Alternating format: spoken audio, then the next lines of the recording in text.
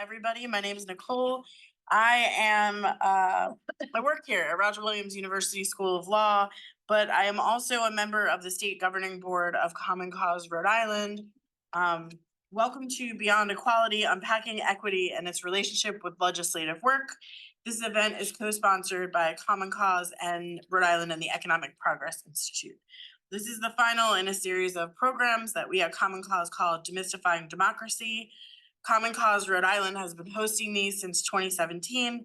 Some of them are online, some of them are in person, and we're excited to be joining Roger Williams and the Economic Progress Institute for the first time here. Videos of the previous programs in the series are available at demystifyingdemocracy.org. And we'll put a video of tonight's event online soon. I assume that means we're recording. Yes. On behalf of Common Cause Rhode Island, I want to thank the June Rockwell Levy Foundation for its financial support for this event. And before we begin, I want to read the land and labor acknowledgement of Roger Williams University. This is the labor acknowledgement of the University School of Law, which is in Bristol. Before we begin, I want to take a moment to reflect on the lands on which we reside. We're coming from many places, physically and remotely, and we want to acknowledge the ancestral homelands and traditional territories of Indigenous and Native peoples who have been here since time immemorial, and to recognize we must continue to build our solidarity and kinship with Native peoples across the Americas and across the globe. Roger Williams University School of Law is located in Bristol, Rhode Island, and so we acknowledge and honor the Narragansett and Pokanoket people, and SOAM's the original name of the land that our main campus resides upon.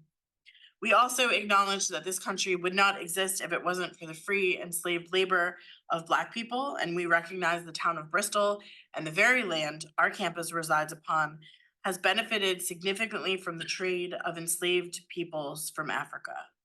The economy of New England, Rhode Island, and most specifically Bristol was built from wealth generated through the triangle trade of human lives. During this time of national reckoning with our history of slavery and the disparate treatment of Black people, we honor the legacy of the African diaspora and the Black lives, knowledge, and skills stolen due to violence and white supremacy. While the movement for justice and liberation is building and we are witnessing the power of the people, many are still being met with violence and even being killed. As a law school, we consider ourselves upholders of justice, and our hope is to become agents of change for members of our society who have been met with violence, physical, mental, and emotional, through our privilege. And as upholders of justice, we believe our students, who soon will be practitioners of law, can be and already are agents of change as well. Next, I'd like to introduce our panelists. I will start with Brenda.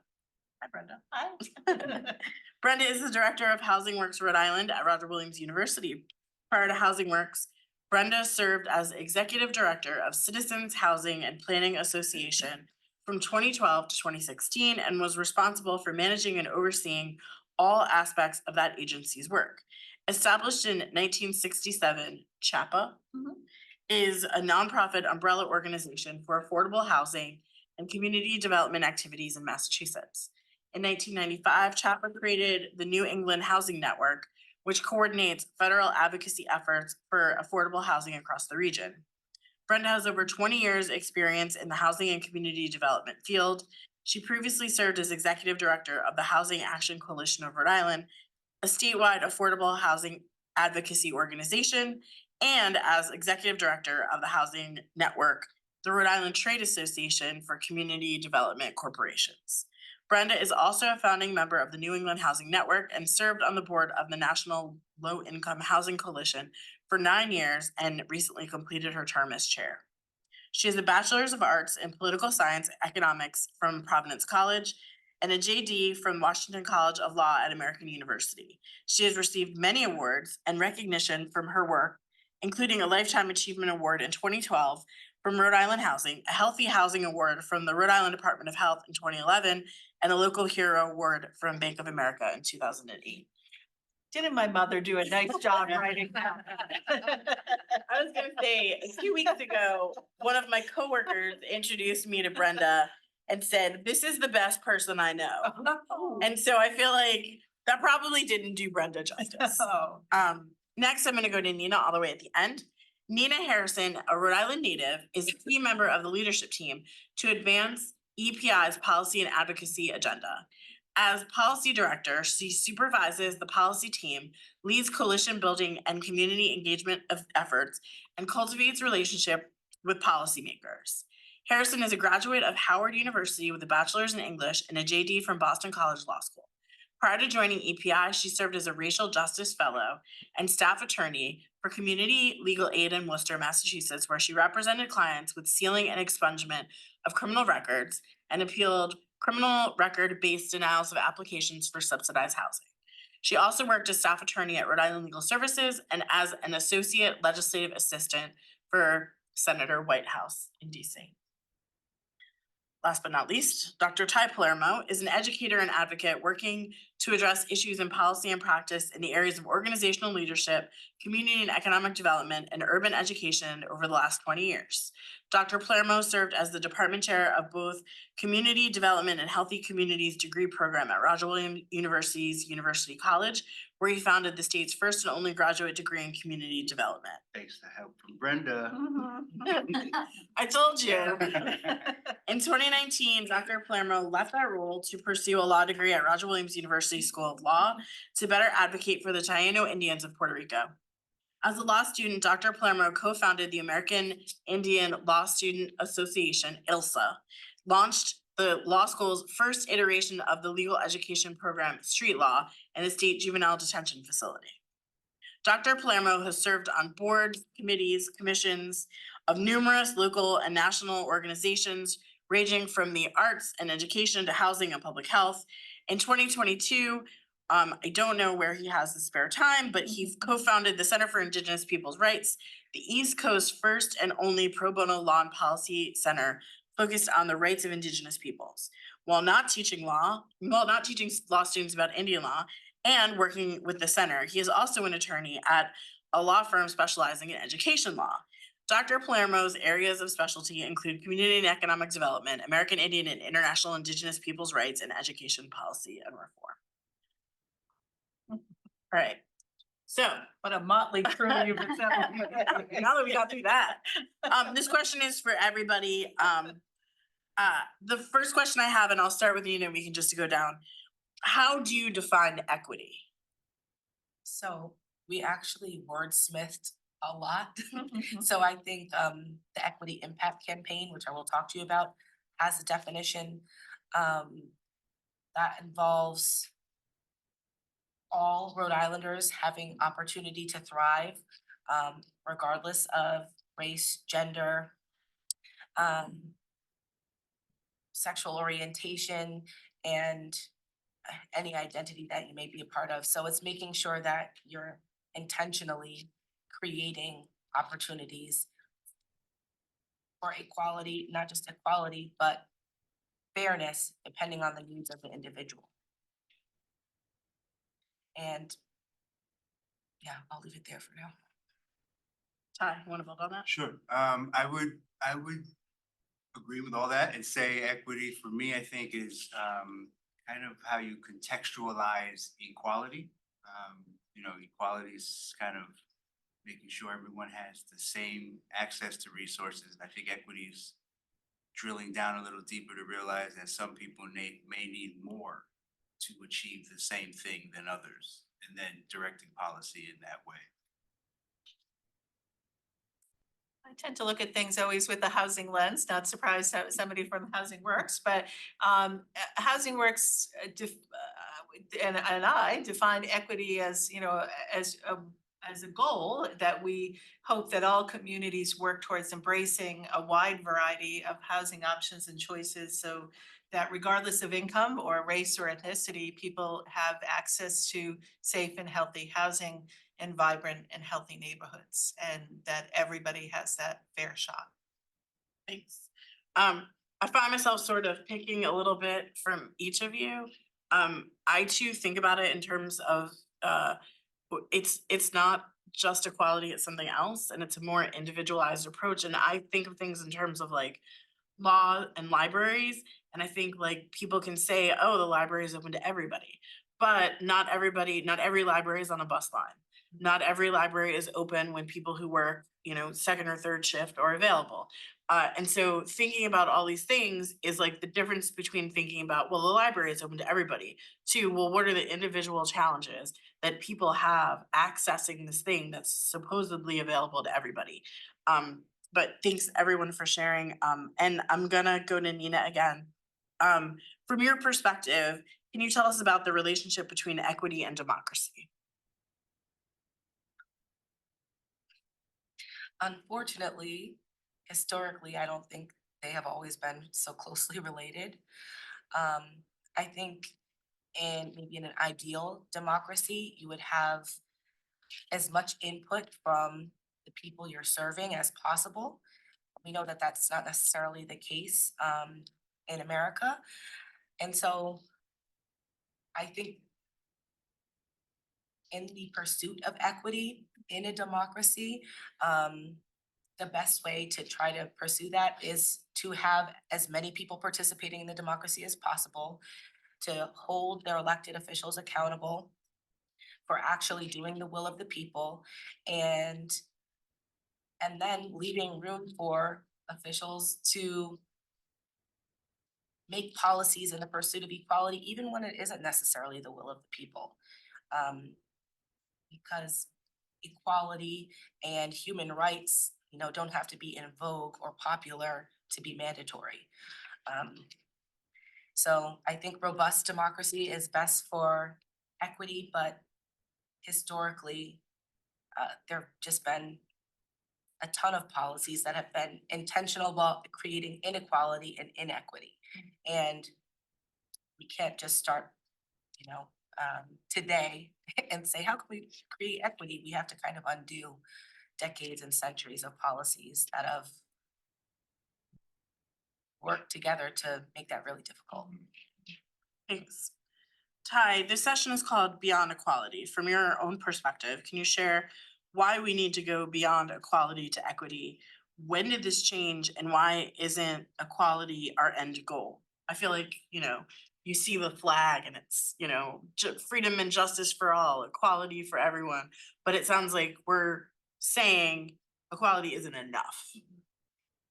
Yeah, I don't necessarily know when it happened. I think maybe post civil rights into like, modern day to, we're still trying to fight for access and specific access. I think the shift from equality to equity is when we realize, in the law, we know, the Constitution says, these kind of generalized blanket statements of that thematically convey this idea of equality. But in practice, you see the inequality.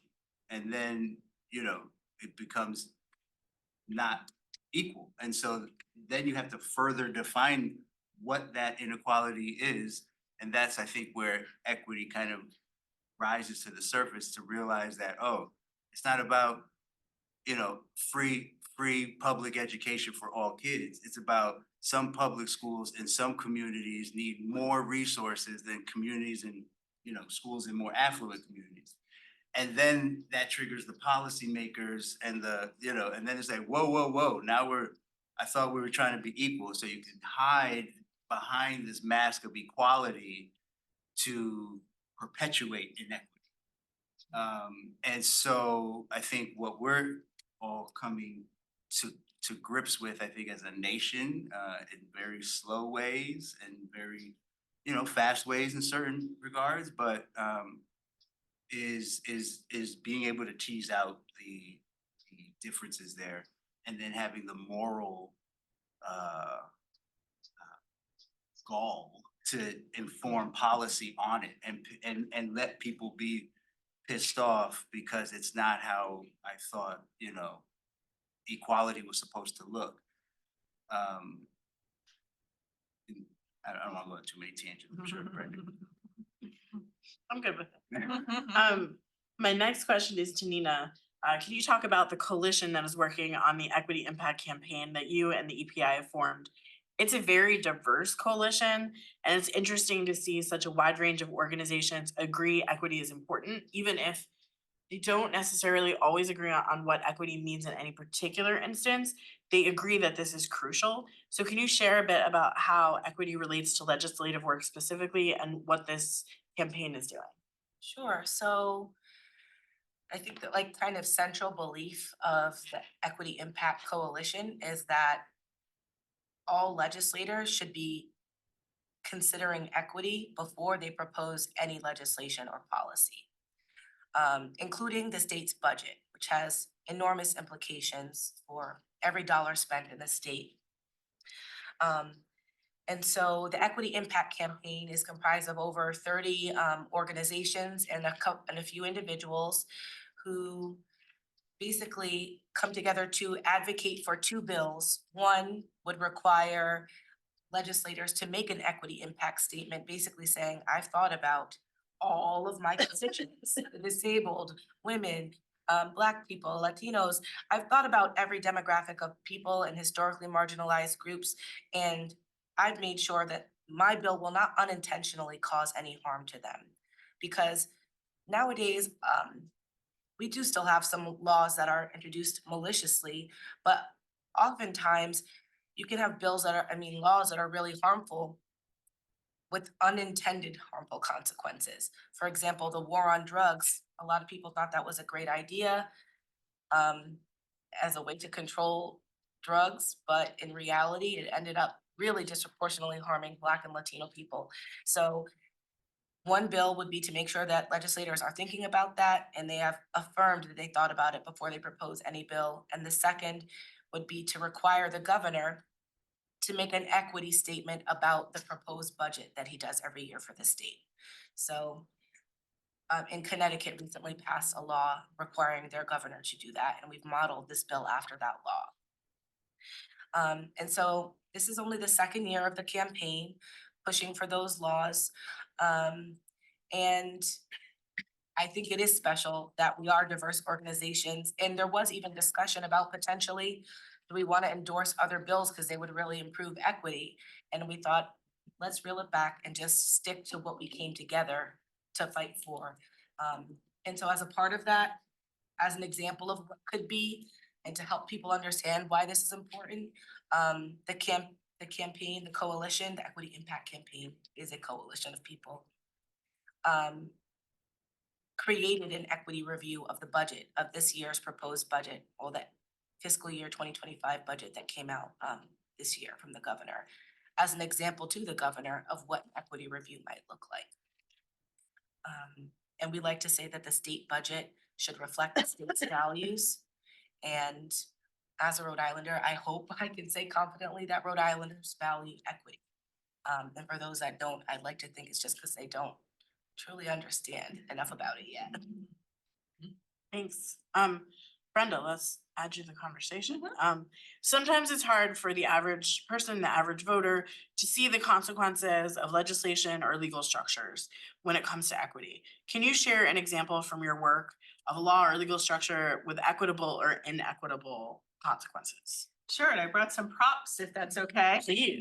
First of all, hopefully you're already familiar with our annual housing fact book. I don't have enough copies of them, but I'm happy to pass them around. You might get a little help there. Oh, no, thank you.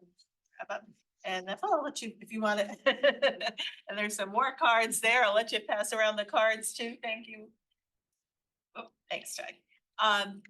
So one of the, so Housing Works, no surprise, talks about housing and all the time, or, blah, blah, blah, about its importance between economic growth and development and how it's so foundational for people to succeed in their life as well too. And we're constantly always advocating for housing, more dollars, particularly for lowest income. 70% of the fastest growing jobs in Rhode Island do not pay anywhere near a housing wage. Housing's getting a lot of attention these days because of the lack of it. Rhode Island really has two housing problems. One is quantity, where we simply just don't have enough of it at all income levels, but particularly at the lower income level. And then we also have a quality problem that disproportionately impacts lower income neighborhoods and people of color as well too. We have some of the oldest housing stock in the country.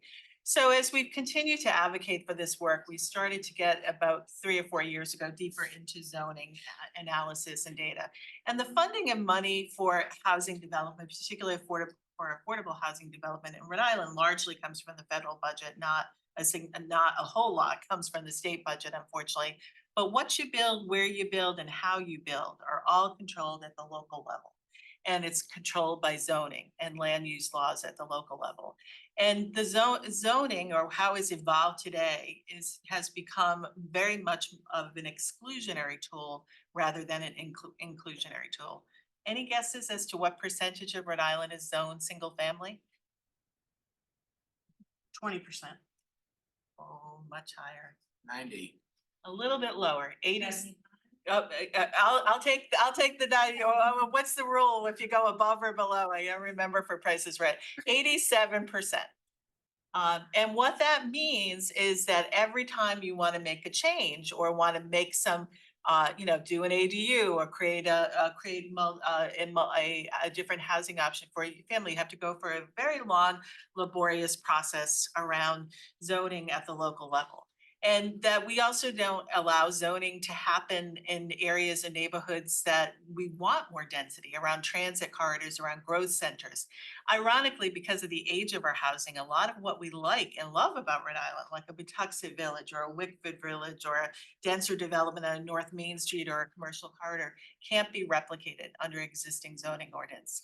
If you've never read The Color of Law by Richard Rothstein, I'd encourage you to read it because you can see why this matters. Zoning and the fact that it's become very much an exclusionary tool has prevented areas of opportunity for developing in many neighborhoods and has concentrated poverty in our urban core communities and our urban neighborhoods. And yet everybody, even while housing is getting a whole lot of attention, everybody, says, oh, we need more housing. We need more housing. This homelessness stuff is awful. We can't have people hang on the street. But the minute I say, and I want to build it next to you, all hell breaks loose, right? And then every zoning law, every ordinance, every other thing comes up to say, no, no, no. And I get it. I understand it because for all of us owning our home, and it's the way that most of us create wealth and economic stability in their family. All we're saying is that we got to make the rules of the game fair so that everybody has that chance for that economic stability. And right now, zoning is a good example, sadly, or a bad example of how to be exclusionary and not inclusionary. So to sort of put together what you and Nina said, it's not necessarily looking just at the words on the paper, but the intent, or even maybe something that isn't intentional but flows from the legal structure or law. And equity can't, correct me if I'm wrong, but it can't then just stop at the state legislature. There also has to be sort of these concepts of equity because so many things are local. I live in Riverside, and there was something in the paper about this for my neighborhood, saying that my neighborhood would not be able to be recreated today because the zoning has changed significantly. But I also saw that we had a conversation at the senior center about inclusionary zoning. I realized I didn't tell you I was gonna ask you this, but what's inclusionary zoning? So inclusionary zoning is essentially just another way to reform existing zoning ordinance to provide some extra modifications. So we usually, I think in the district that you're in, there's a 10% inclusionary zoning, which means that they have to have 10% of units developed in a development within that district for affordable units. And so inclusionary zoning is a good thing, but zoning itself often can be very exclusionary. And, I think we all agree, zip code matters, and where you live and what you have, where you grew up and where you live has a huge impact on your life. There's studies after studies that show the impact from the one side of the city of Providence to another to show the disparity in health outcomes and educational attainment and crime levels in those communities. So what we're trying to do with the zoning project and look at ways in being part of the equity campaign and others is to raise the dialogue and discussion about this, to say what we're trying to do is create equitable areas and neighborhoods and zip codes that are good for everybody. And that every zip code, regardless of the zip code that you live in the state, that you have access to good schools, safe neighborhoods, affordable housing, transit, all of those things, you know, as a society that I think we value. We've got a long way to go. And that when you look at those, you know, some of the zoning atlas work and numbers, and when you look at even in state designated growth centers where the local zoning doesn't match, even creating transit lines where you have to cross over 5 or 6 communities that have nowhere near similar zoning around those transit corridors and transit lines. So, but it's a way to hopefully start that equity conversation, right, or continue it. It's already been ongoing for a long time. Thanks. I'm gonna add Ty, because I know he has a lot to say about this. Mhm. Ty, same question. Your work is focused on education and Indigenous policy issues. Can you share examples from both of those realms about how a law or legal structure can be created to reinforce equity or inequity? Yeah, I think on the indigenous law and policy side, I think an easy kind of example is the federal recognition process for Indian tribes. So from federal recognition flows all of these other benefits and entitlements. Most importantly, I would say, is the right to take lands into trust and create a reservation by reserving these lands for the tribes. Unless the state is sophisticated enough to have its own analogous system for tribes who have not been federally recognized, those other tribes just are existing as any other citizen. So in Connecticut and Massachusetts, they have a state recognition process for state tribes that from that recognition flows certain entitlements up into what the state is legally allowed to give or agrees to. And they all look different. Rhode Island doesn't have that. And so in lieu of that, you have the only federally recognized tribe as kind of the like singular thought process around lawmakers around indigenous people's issues. It was not anything relative to the only federally recognized tribe and what issues, what Indian issues do we have? So by that logic, if you take away federal recognition, are they no longer Indians? Are they less Indian? Do they no longer have inherent sovereign rights that's protected under international legal authorities of which we are signatories to, and the human rights aspect of indigenous peoples across the world? And so our federal recognition process pigeonholes a lot of tribes into a very kind of narrow lane, but being federally recognized and kind of owning lands, but not being able to really do anything with them without the sign off of the federal government. I mean, it wasn't until the year 2000, that tribes had to have an attorney approved by the Department of Interior if they were going to hire an attorney for anything. And so you can't even hire your own legal representation at your own will, until, almost 20 years ago. So, that's a very, and how that looks like in action is we helped put together with the ACLU a state version of the Indian Child Welfare Act. And the Indian Child Welfare Act is a federal law that was enacted as a result of the historic attempt to terminate Indians and tribes, put these kids into Indian boarding schools, break up families. And in doing so, they would use the state childcare adoption system as another mechanism to break up the Indian family.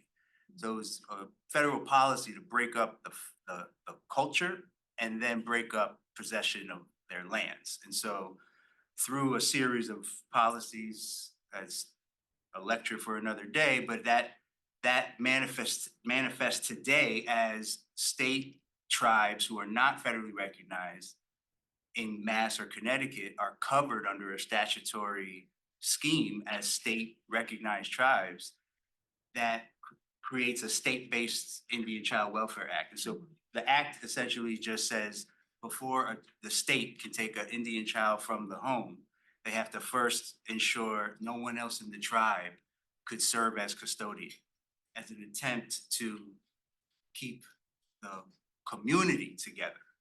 So outside of, let's say, the 2 federally recognized tribes in Connecticut, state legislation recognizes 3 other tribes. And then the state ICWA bill in Connecticut only covers those 3 tribes because the federal ICWA covers, applies to the other federally recognized tribes. Now Connecticut has its full arms, mass as well, around all ancestral inhabitants of what is today their states, irrespective of federal policy. So, it's kind of a moral thing, it's kind of the right thing to do. And so, we're trying to catch Rhode Island up, at least to our neighbors, in that regard. On the education side, I mean, I think, the kind of easy thread between all of this is probably the school funding formula. I mean, the fact that it's tied to, the local support is predominantly funded through property tax. It means if you don't have property wealth, which to these points, is historically inherited generationally through those who haven't been legislated out of the process in some way at a federal or state level. And so we just perpetuate these kinds of situations. We tweak the formula, I think we make it a little better here a little bit, but it's not at all serving the, underlying issue, which is tenfold.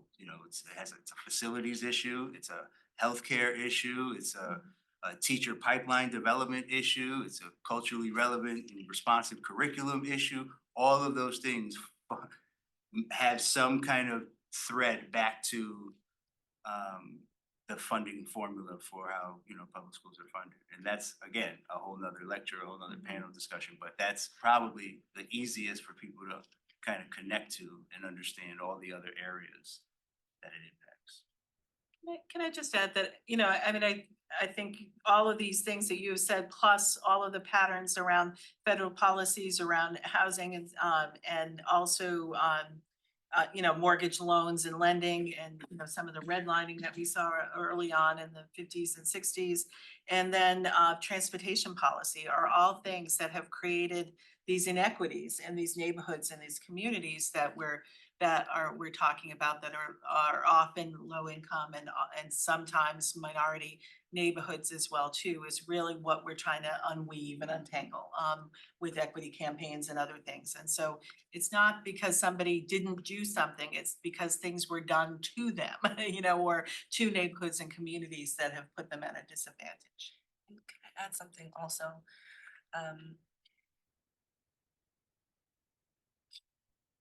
Did it just leave my head? You're too young for that. It's been a long day. I feel like one of the things that I like how you all framed it is that this was intentional. Because I think there is this feeling that it was unintentional, that these things just happened. Where we cite things, our transportation policy, our zoning, it just happens. But I think what you all are saying is this happened intentionally for a reason, and now it is our job to intentionally untangle that. Yes, thank you, that did help me.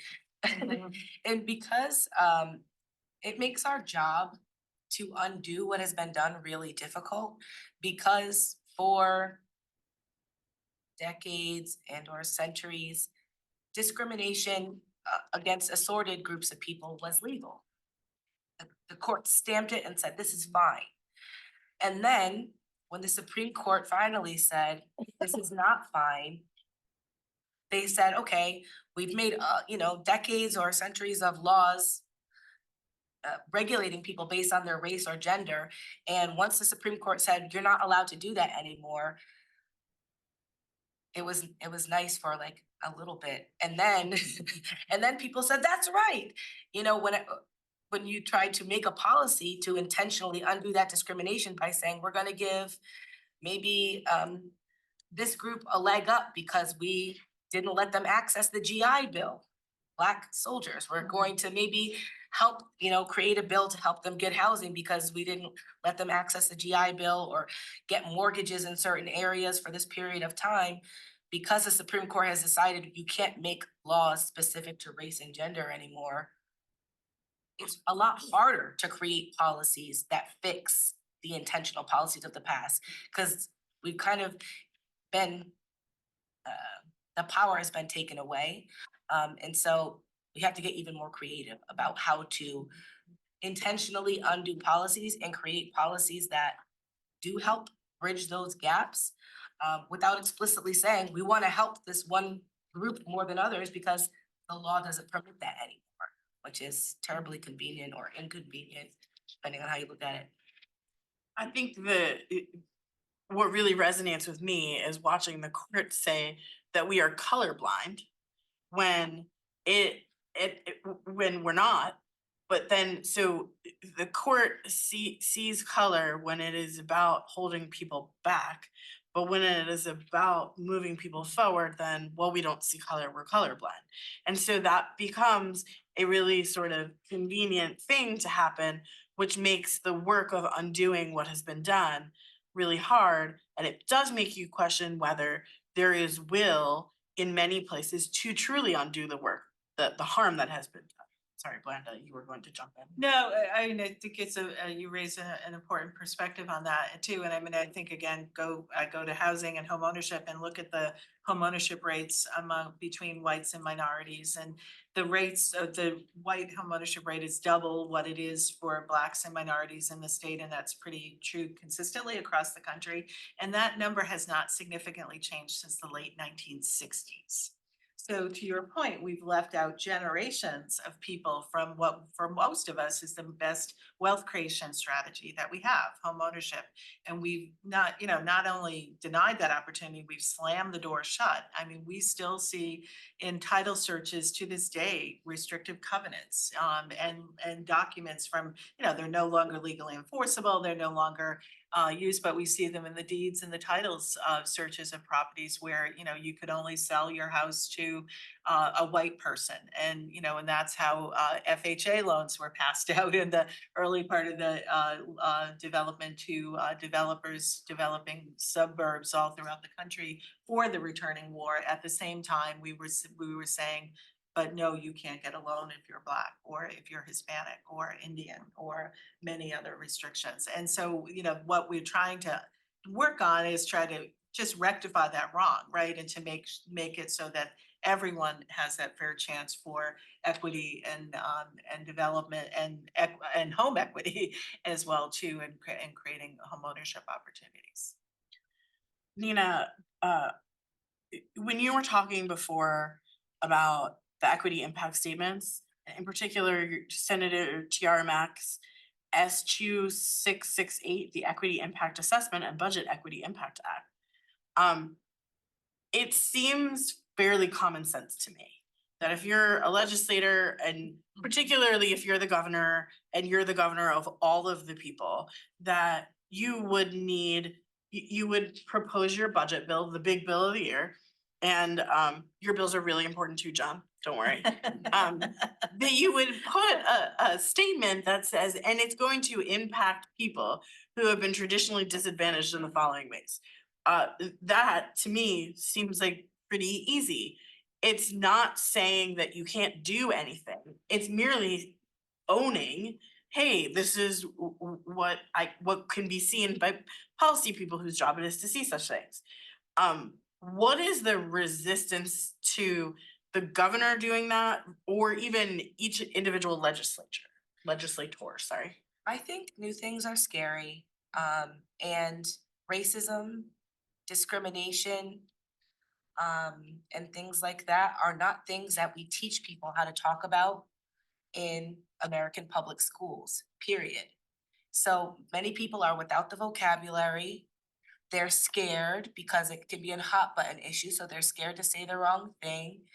And part of what we're hearing in conversations, what we're having, is they want a guideline. So one of the things that the coalition will be working on this summer, and that the Economic Progress Institute will be working on this summer, is trying to come up with a tool, an equity impact statement tool that we can say, okay, some of you legislators are interested, but you don't feel competent to do this on your own. Maybe here's a list of questions you can ask yourself before you propose a bill. So we're gonna do some research after the legislative session ends and see if we can come up with some proposals that will help people. Cause there are a lot of people who are interested but don't know how. And so just like many people don't know the definition of equity or the difference between equality and equity, part of getting buy-in for this is educating people about it. Once they understand it, hoping that they care about it, which we're finding that a lot of people do. And then I think maybe the biggest scary part is, then you have to get real with yourself, you know? And so you might think you're doing a great job or promoting or improving equity in our state with your legislation or with your budget. But if you had to actually take an intentional close look at what you're doing, you might find that you're not doing much or as much as you thought. And I think that comes with part of the fear too, is the degree of transparency that might come and the degree of responsibility that may or may not be warranted. You know, certainly current legislators and the governor are not responsible for Rhode Island's entire history of inequality up to this point and where we are now. And can they all solve it in their respective terms? Probably not. But I personally like to say I can't be productive if I don't live in reality.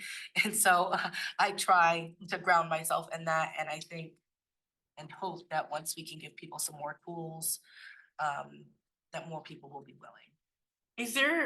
Are there areas of priority in these equity impact statements? Like I think Connecticut and Maine are the two places, I think, but I could be wrong. Is it criminal justice and healthcare, or is it sort of everything? I don't think Connecticut's requires specific area. I think it's more general. And that's another thing you're asking, what's the resistance? Well, the way that the legislation was drafted was very broad. So it could be just, hey, I thought about all the marginalized communities and this is not gonna improve or make equity worse. Excuse me. And so I really do think people just don't feel competent to make such a statement.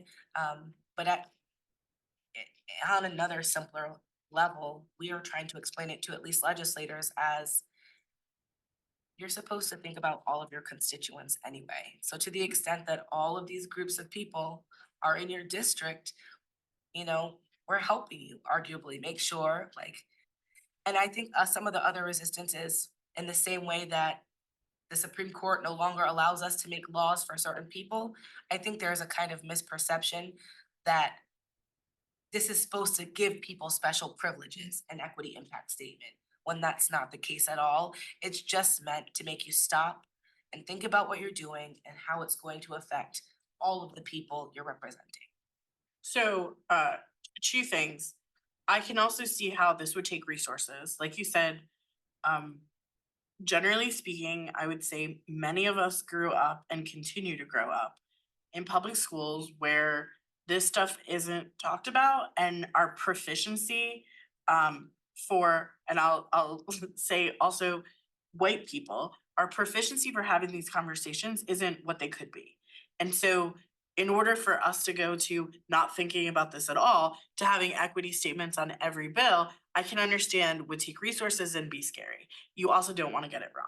But you're not saying there's not like a gong that comes out. If you say like, I've looked at this and it's not, it's inequitable, or I've looked at this and this is what I think, no one like gongs your bill and it goes away. You're just saying you have to say that you at least reviewed it for these purposes.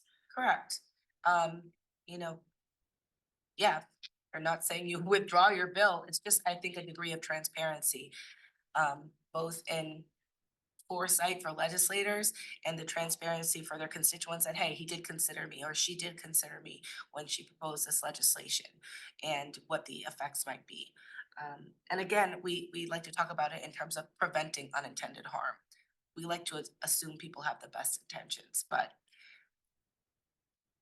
we're not always thinking about everyone. And I think that's how we can get ourselves in some really big messes. Sure. Ty, you focus on equity in education. What strategies or projects have you witnessed or worked on that you have seen be successful in increasing equity? Can you generally share what advice you have to all of us about how to increase equity in education? Like, I leave here, I want to create more equity in education tomorrow. What is an actionable step? So let me first answer by saying, any example I can give, I'll give some of education equity is not isolated to the educational context. The good examples I've seen of educational equity or equity in education is when anchor institutions all come together to solve creative problems. And so when I worked at Syracuse University and we had the Near West Side Initiative, which was a kind of a community anchor, like campus community coalition. The library was involved, the health department, our local CDC home headquarters. All of these folks were the police department, the teachers union, the superintendent. Everybody was involved in a multifunctional, multi-pronged approach. And so the CDC would rehab houses in the communities that had the highest, lowest home ownership rates and convert renters to homeowners, scale them up. They would also rehab houses and sell them to area teachers to have them live in the neighborhood so that they live where they work. They also developed mixed use housing for teachers and educators who were local to that zip code. And so they created a free bus transportation system. The university bought a bus or like leased a bus from the local, their RIPTA is called Centro, and wrapped it in some branding, and now it's called the connective corridor from the west side of Syracuse through downtown to SU. So the campus and community can just hop on this bus and so we've seen remnants of that here with Third Avenue Concept. It's done that. In in Kentucky, Scholar House, that's a great model that we had the pleasure of going to witness, where the CDC, the state, the housing authority, University of Louisville, maybe I think University of Kentucky, there's a couple institutions, created homes, housing developments for single mothers. And so Kentucky had it as a population, as overrepresented in like single mothers with Section 8 vouchers. And so they, Brenda knows how the sausage works and those kinds of systems, multi-systems. So we're all observing, I think we did a walkthrough of somebody's actual apartment and saw this whole thing and kind of reversed engineered it back here to try and launch Dunamis Synergy, which is part of West Elmwood Housing's kind of attempt to try and recreate that. But it's monstrosity of these systems and institutions. And when they actually come together to solve these generational policy compounded dynamics that we have to deal with now, that's where I've seen the model move. Durham, North Carolina is another example. It's called the Durham City Bull. Duke did the same thing between Durham and Duke's campus to connect campus and community. So I think there's a lot that anchor institutions can do when you're in cities like Providence, where you have a high concentration. There's no reason there isn't a more institutional coalition that any Providence resident should feel between Rick, PC, Brown, all of these institutions that are here in this city. You don't really feel any coordination that's a benefit for the broader community. And so, I think where people can get in, when those things happen, points of engagement are like up and down the ladder. So like at the community organizer level, the local level, you are working with your police department and the schools and all that to feed into this bigger effort between these institutions, all the way from faculty to community organizers, to nonprofit directors, to city leaders, to the regular resident who can advocate for this kind of systems change. There's plug-in points for things like that. Here, I think, trying to get involved here is to understand the dynamics of the institutions at play here. I mean, I think locally it's first, the first thing I say is like, can you tell me who represents you based on where you live? That's the first, that's the bare minimum, is that you should be able to rattle off who is representing your interests at your town council level, at your state rep level, in your federal delegation. I mean, these are people who are making decisions for you. That if you had an equity statement, you could hang in front of them, like you just voted for this and, you know, that negatively impacts me. That level of engagement alone brings you closer to, gives you more proximity to how these changes occur or how you can be, you know, a change agent within that. I think every I think people severely underutilize their local libraries to be not to, you know, plug Nicole, but like I was on the board of the Cranston Library, and that library system is robust. And if you haven't been to your local library, I mean, you can go right across the street. If you haven't been to your local library, it is the modern day makerspace. Wherever there are tech gaps, they are closed at the library. This library across the street has a brand new recording studio.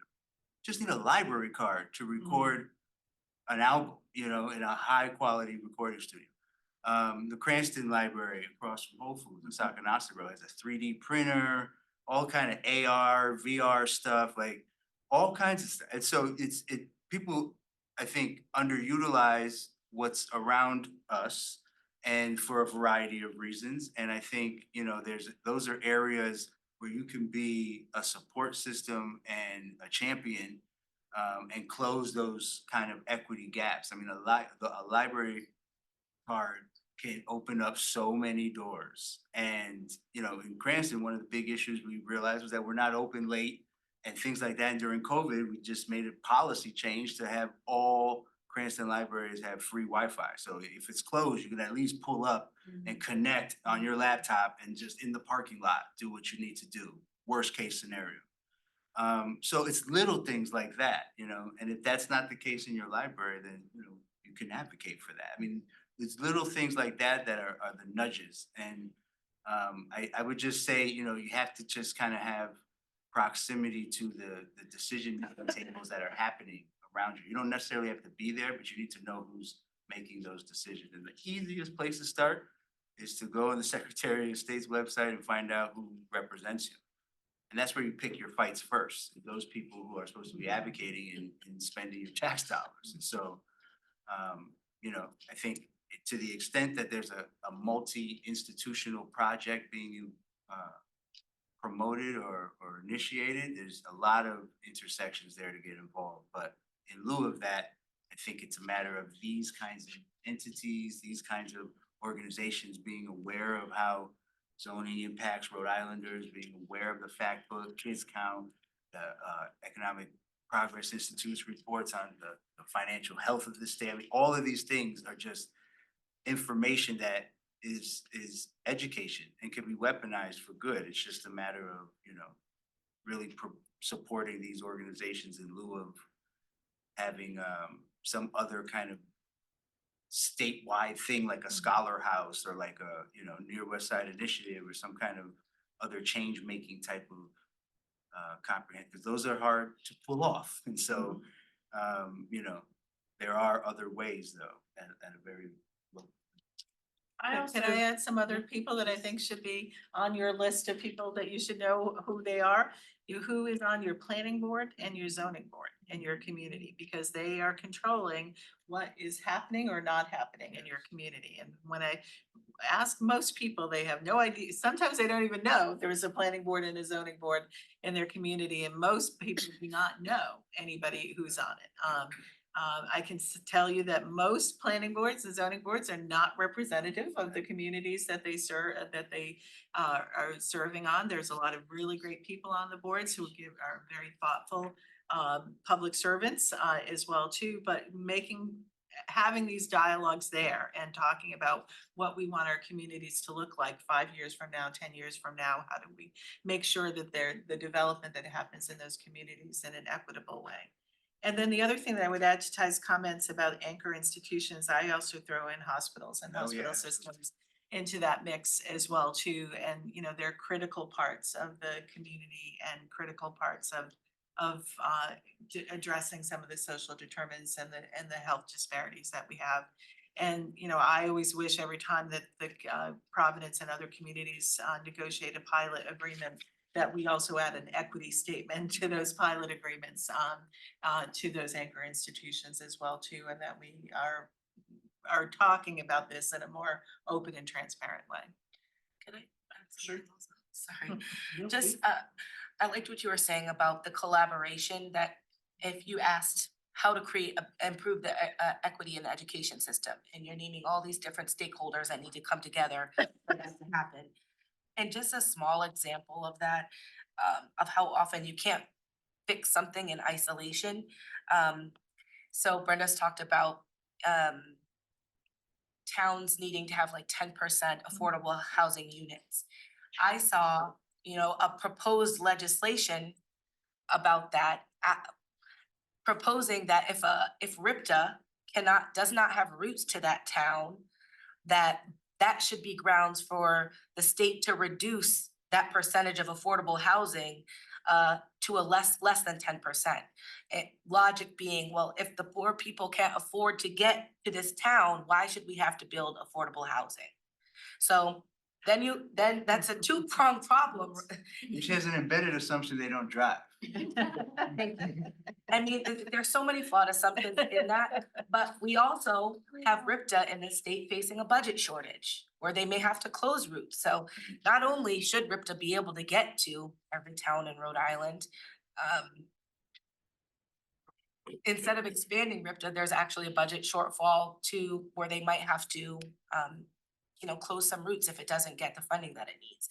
So in order to facilitate, make sure this affordable housing is meaningful, you might have to make sure RIPTA is funded. And even if the people who live there do have cars, everyone who might want to visit that town may not.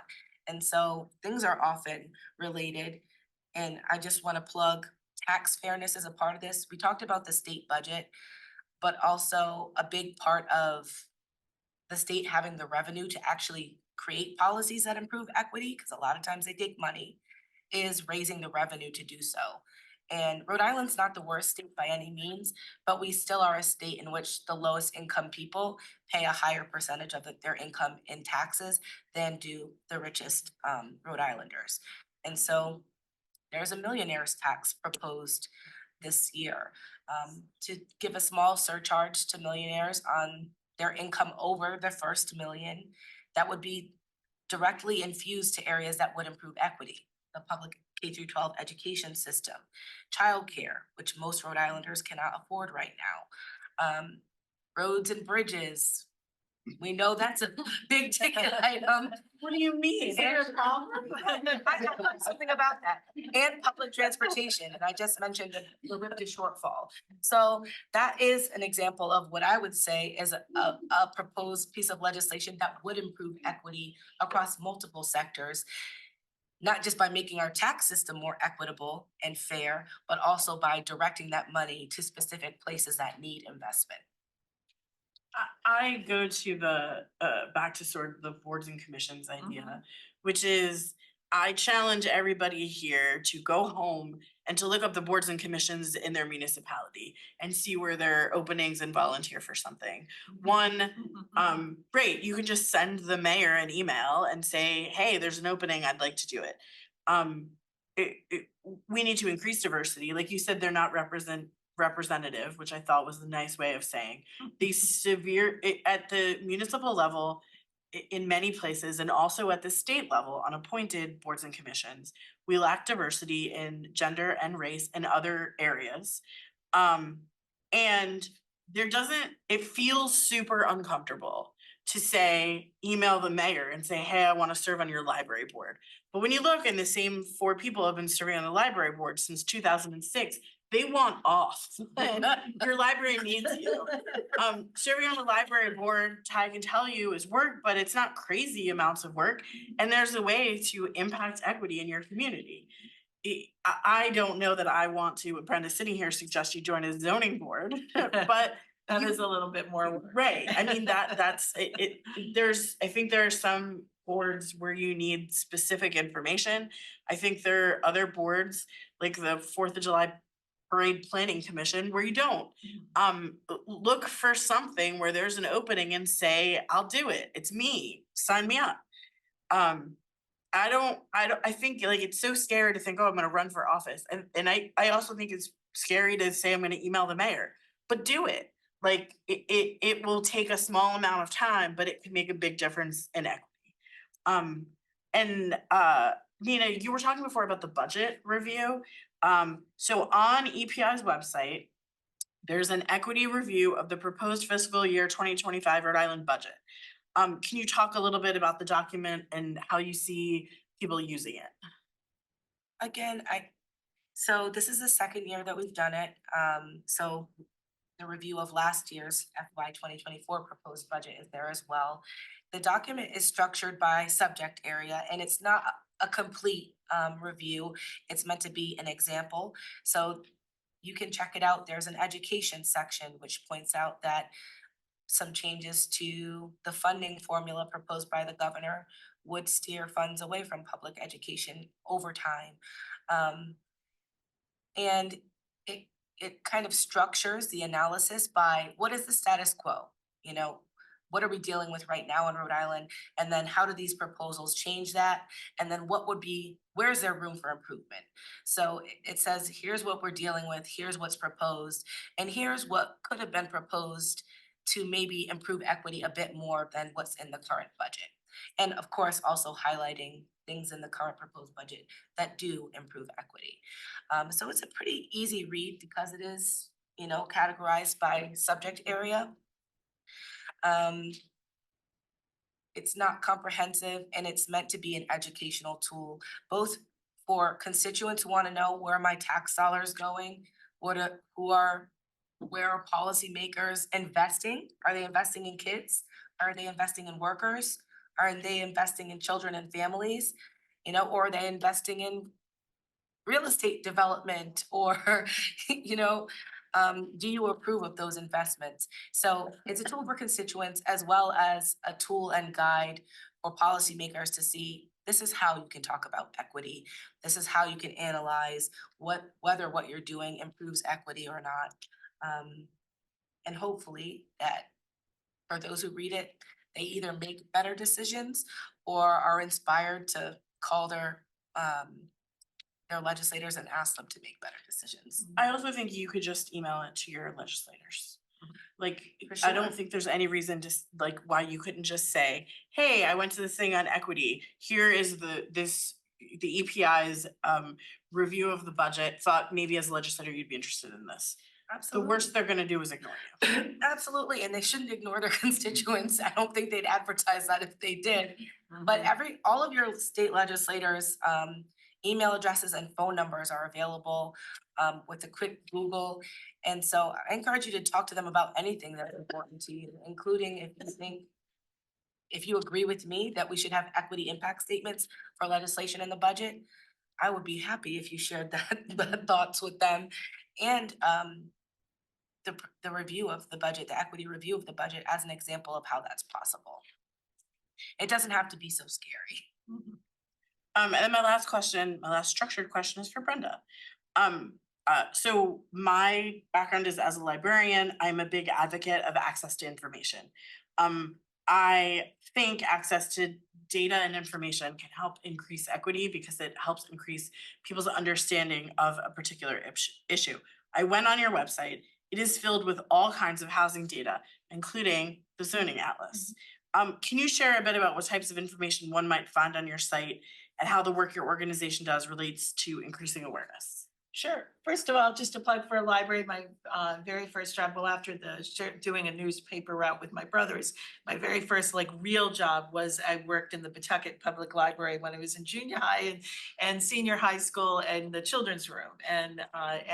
So I'm a huge library fan and I always have been for many, many years as part of our housing ministry for our church in Pawtucket, took kids to get for the reading game every summer and doing all of the other. Beautiful It is a lovely library. Anyway, so yay libraries.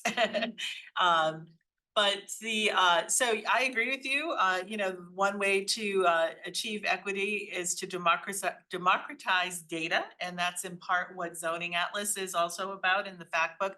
You have copies of the fact book in front of you. It's anything and everything you might want to know about housing and particularly affordable housing development by communities, by region, by state, looking at housing cost burden numbers, looking at communities' progress towards the 10% goal, which is really an equity goal. The Low Mod Housing Act is saying, there's a need around housing and affordability across the state. That's not a new problem.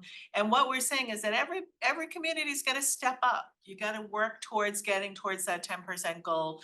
There are more than 10% of people who are cost burdened or are spending more than 30% of their income on housing in every community. And so this fair share law in Massachusetts has a similar law called 40B. Connecticut has a law called Section 32, I think it is. And again, it's just trying to make sure that we have opportunities and fair and equitable development in every community as well too. So we rely on a lot of data from the Census Bureau. We rely on data from state agencies and departments. And I will tell you that some state agencies and departments and city and town governments have a ways to go yet in terms of having access to data. Even getting something that you think is relatively simple, like building permit data, is not as easy to get as you might think it would be on a city or town level as well too. The state has moved forward a lot. Rhode Island also doesn't have a robust office of statewide planning. They've got a lot of very great people in there, but pretty much all the money for planning is transportation dollars. So guess what gets done? Transportation plans, how to build more roads, how to build more bridges, fixing bridges obviously has been the big discussion, but we don't do a lot of comprehensive planning about, where to growth centers and how to encourage mixed income development, how to encourage transportation policy in a different way as well too. So trying to get some better tools for those departments, I think, is part of it. We don't have currently, the state has been doing a lot of work on zoning and GIS mapping and other things, but it's very like Department of Health's working on one piece, Department of Environmental Management's working on one piece. Nobody's collectively working on pieces together. And the state doesn't have kind of basic tools that they really need, like we don't have a parcel map for the state. So we don't know really what exists on every single site in the city. And all of this is technical and very boring in some ways, but it's really, really important when you're trying to have discussions around equity and growth and where to encourage developments and where do you provide, incentives for developers or others to grow and develop. So I couldn't agree with you more. We love data and want more of it. I love that. Equity, sometimes it's really boring, but it's really important. Before I open up to questions, Brenda, it feels like this affordable housing stuff is on the front page of the very small paper that we have called the Providence Journal all the time. I love it, but it's everywhere. Why now? I think, because it's catching up, it's caught up with us finally, right? And COVID exacerbated it even more. We have been underbuilding since the mid-1980s. And while population in Rhode Island grew a little bit between the last census, size of households has decreased. And so household formation has increased. And a lot more of smaller households, ones and twos have developed. So the pressure is there. It's always been a problem for lower wage workers for a long time. Housing Works is 20 years old. This year, we've been tracking cost burden numbers all of that time period. For low wage workers, it has been a problem consistently. It was a problem before 20 years ago. But when affordability starts to creep up into the middle class, that's when we start to get political attention on these things. As our fact book shows, where even if you're earning the state's median income, you cannot afford to buy anywhere in the state, not any of the 39 cities and towns. That's when people's ears start to perk up, right? And say, oh, wait a minute, this isn't then just a poor people problem or a minority problem. This is an all of us problem, right? And it is. And I think as people try to see how they seniors who might want to downsize and there's no options for them to downsize to, and there's no, worrisome trends about where our home health aid's gonna live and work and all of these things in the community. So I think we're starting to see this collective, we got a problem, kind of concern. And, I hope it stays, cause I mean, I've ridden this wave for a while now, and this has happened before, where it starts to creep into the middle income and middle income class, and we start to think about, oh, what can we call it other than affordable housing? Affordable housing is only a factor of your income. Every single one of us needs affordable housing, whether or not you earn $1 million or a $1. It's a factor of your income. And so everybody needs it, but again, we only get that attention when it impacts higher income individuals like it is now. I feel like, That's cynical, but it's well, true. yeah, I'm okay with it. I feel like there's been a lot of, it's a crisis, it's a crisis, it's Yeah. a crisis. And like you, I hope that we can keep our attention on the crisis long enough to solve some of the crisis. yeah. And it not just sort of go away. Yeah. I want to see if anyone had any questions oh, yes, I have a question. I had a question and a comment. So I wish there were 100 people here, first of all, because I think this is very informative. I live over on Freedom Road off of Chalk Zone, and my wife and I moved to Rhode Island, and specifically Providence from New Hampshire 6 years ago.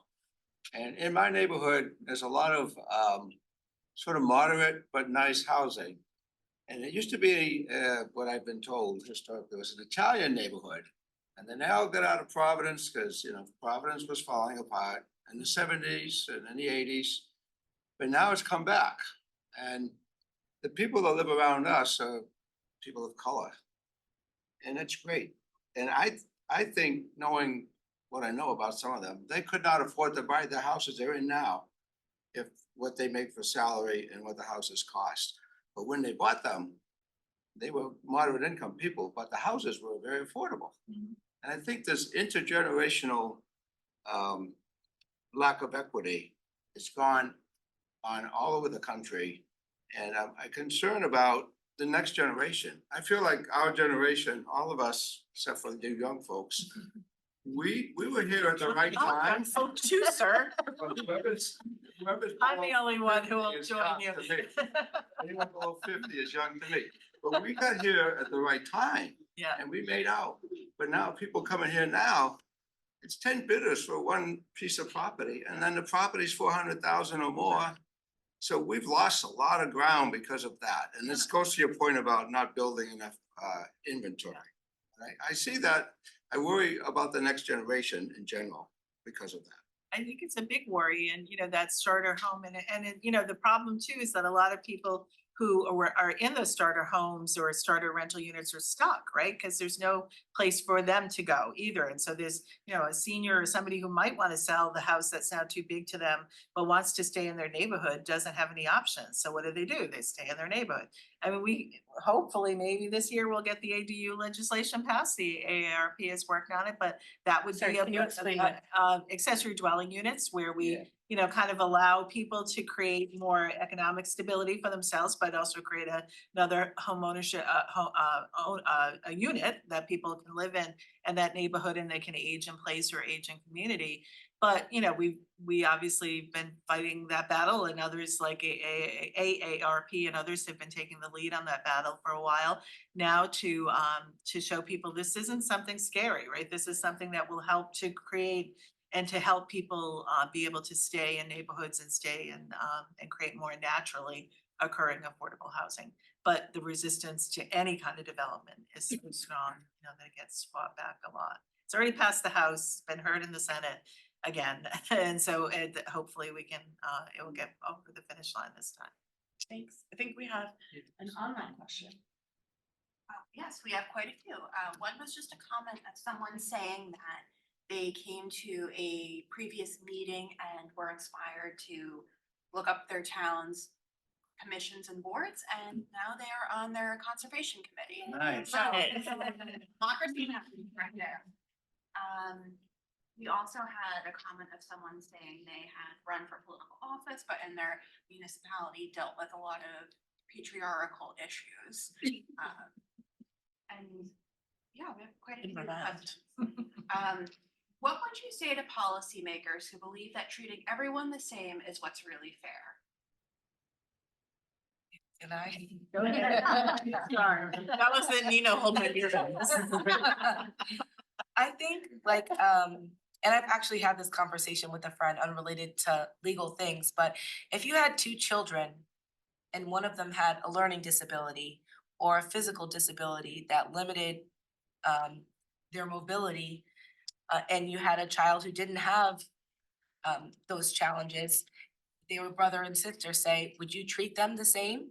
And would you call that fair and equitable? Or would you make sure that the child with special needs got their needs met so that they could have the opportunity to do the same things or access the same things as their brother or sister? I got a scholarship to college. My parents bought me a car. My brother didn't get a scholarship to college. They bought him a much less nice car. You know, I think if you think about it in terms of real life scenarios like that, it's easy to see that fairness is not always giving people the same thing. Equity means giving people what they need. And if you're a legislator, I think you already know somewhere inside of you that all of your constituents have different needs. And that's probably the hardest part of your job, is trying to figure out how to meet as many of them as possible. And we're just asking you to add a layer and think about who has been historically disadvantaged to this point. So when you're thinking about how to meet as many needs as possible, maybe we should give a little bit of extra thought to those people who have been historically disadvantaged. But I also think that people always see this as something is gonna get taken from me in order for somebody to get something, and that's not what equity is either, right? It's about trying to level the playing field a little bit more, and it doesn't necessarily mean that I have to lose something for you to get something. But I think that's the perception all the time, so. My answer, and it might be cynical, is we have never in the history of this country or the state treated people equally. We just never have. So to propose that in 2024, this is what we're gonna do, I don't trust it. And so, I mean, maybe as an ideal, sure, but we have so far to go that I just don't see that as plausible. What role does ageism play in equity conversations?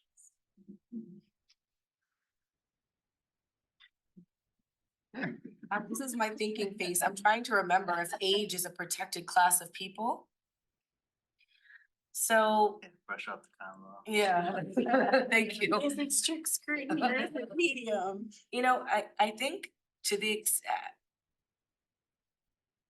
I think it's relevant. I think that's the short answer. It's relevant. If you're a group of people that has been discriminated against, which the elderly have been in some cases, then they're also a group that should be taken into consideration.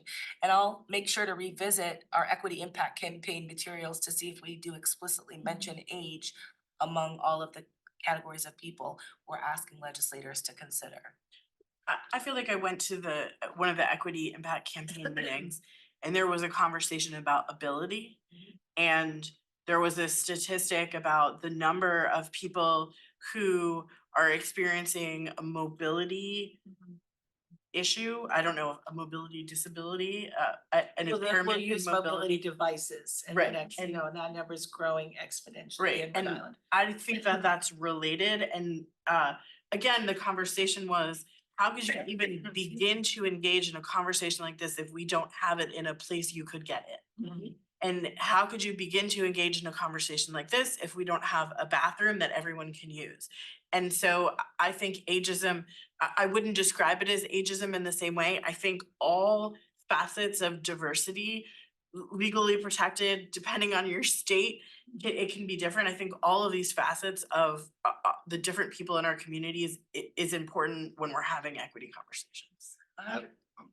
I disagree.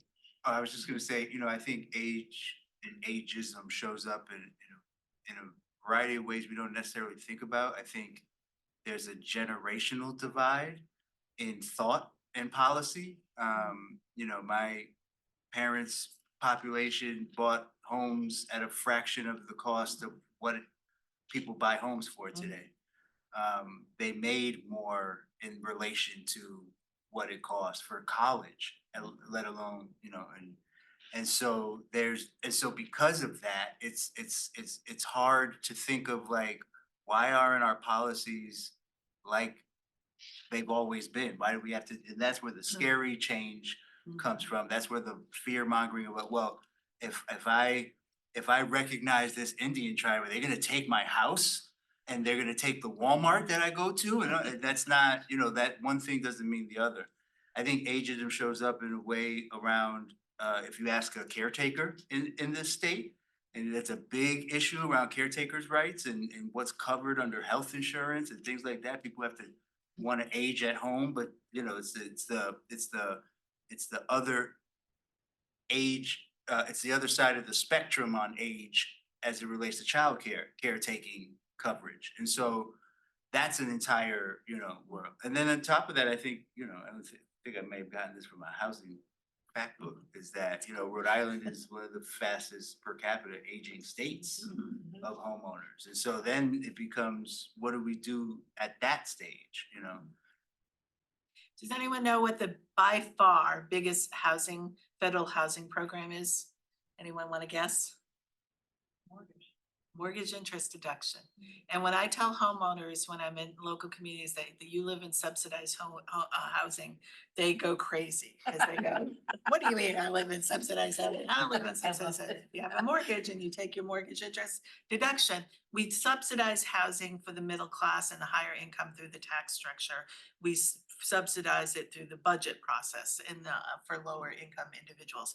No different it's still help from Uncle Sam, no matter how you get it. And so all we're saying here is that, again, rules need to be fair and shared differently as well too, so.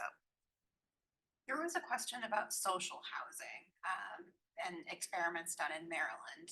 Do you have any information about that? Social housing is kind of a version of public housing, and it's looking at trying to create more community ownership and equity developments. We've got some examples of it here. That's a real big, long question, so I'm happy to take it offline if somebody wants to follow up with me via email a little bit more. But there's some examples. There's a bill in the legislature right now to create a public developer, which I personally have some concerns with, but because Rhode Island doesn't do that kind of stuff well, but the model is similar to social housing. I think we're at time. All right. Just to respect people's time. All right, well, thank you to our speakers who were amazing and brilliant, and we could keep doing this for hours. EPI and Common Cause. Also, I have to tell you that Nina was not supposed to be the speaker today, and someone got sick, and she came in and she answered it, and it was incredible. And then special thanks to Alicia, John, Brenda, and Liza, who all helped us get to this point and put out advertisements and brought snacks and got us a room. So thanks everybody, and we're done. Thanks for moderating.